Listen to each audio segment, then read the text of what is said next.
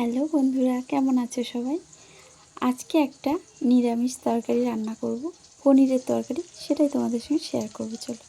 তো দেখো, পনিরটাকে আমি কেটে নিয়েছি, নিয়ে একটু হালকা নুন হলুদ দিয়ে ভেজে নিয়েছি। আর সাথে আমাদের এই যে কুঁদরি ভাজা হবে, তো যাই হোক, তো এখানে পনিরটা আমি কিছুটা ভাজতে রেখেছি, আর বাকিটা এই যে ভাজা হয়ে গেছে। তো আমি আজকে একদম নিরামিষ, পেঁয়াজ রসুন ছাড়া মানে কীভাবে বানাচ্ছি সেটাই তোমাদের সঙ্গে শেয়ার করছি। তো এখানে দেখো, সব যা যা দরকার নিয়ে নিয়েছি। এখানে পনিরও ভাজা রাখা আছে। তো এখন কড়াইতে তেল দিয়েছি, গরম হয়ে গেছে তেলটা। আমি এখন তেলের মধ্যে জিরে দিয়ে দিয়েছি, গোটা জিরে। আর এখন গোটা গরম মশলা দেব, দারচিনি, এলাচ, লবঙ্গ আর তেজপাতা দেব।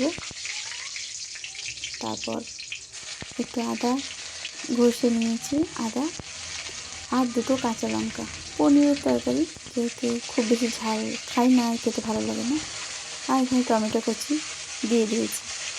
তো যার যেমন ঝাল খেতে পারে সে তেমন দিতে পারে। আমি একটু কম ঝাল খাই, সেই জন্য অল্পই দিয়েছি লঙ্কা।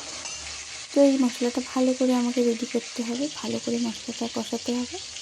এখানে আমি নুন দিয়ে দিলাম স্বাদ অনুসারে, যার যতটা প্রয়োজন। এবার হলুদ আর ধনিয়া পাউডার, এই যে। তো আর একটু সামান্য চিনিও দিয়ে দিলাম, যাতে ভালো লাগে, চিনিটা ব্যালেন্স করে সব কিছুটা। তো এখন মশলাটা ভালো করে লাল লাল করে ভেজে নিয়ে আলুটা দিয়ে দিলাম। আলুটা আমার হালকা সেদ্ধ করা ছিল, খুব বেশি সেদ্ধ নয়।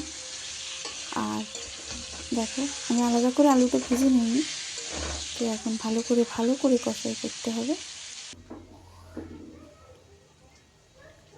তো এই যে পনিরটা দিয়ে দেবো এখন আমি। পনিরটা দেওয়ার পরে ভালো করে কষতে হবে, ভালো করে কিছুক্ষণ কষার পরে জল দিয়ে দেব।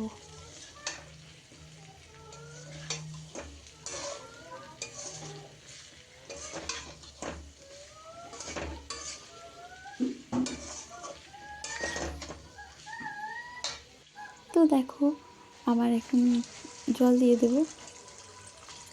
এই যে কিছুক্ষণ ফোটার পরে এই পনিরের তরকারিতে আরও কিছু দেওয়া যেত, এই যেমন কাজু বাটা, আরও মানে পোস্ত বাটা দিয়ে বানানো যায়।